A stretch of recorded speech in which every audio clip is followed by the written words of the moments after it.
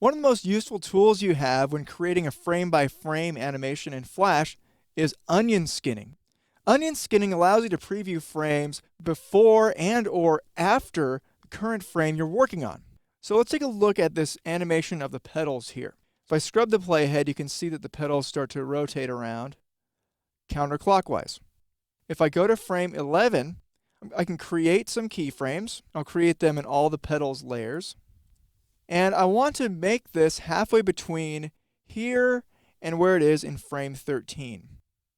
So what I'm going to do that is turn on onion skinning so I can look at a preview of frame 13 while I'm editing frame 11.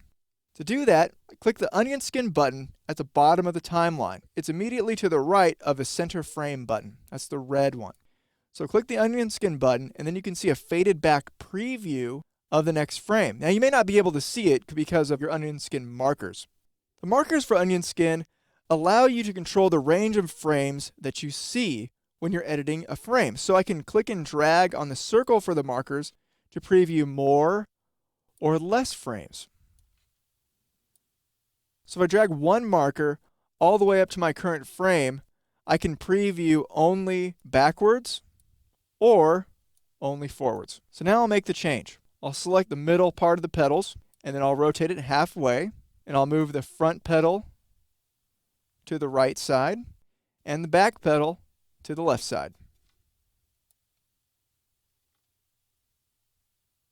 So now I can complete the animation at frame 15. So I'll create some keyframes and then I'm going to preview all of my frames. In this preview, it's a little bit hard to tell exactly where the petals are supposed to go. But if you look at all the petals, you can see that there are two copies of each line that sort of overlap horizontally, then here's one diagonally, and then where the current petal position is, they kind of overlap. But this one here, the vertical line, there's only one copy, so I want to basically overlap that to complete the animation.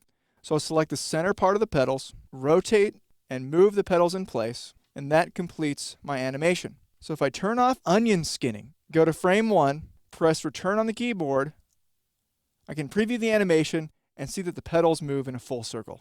So using onion skin, you can preview frames before and after the frame that you're working on by simply clicking the onion skin button at the bottom of the timeline and modifying the onion skin markers.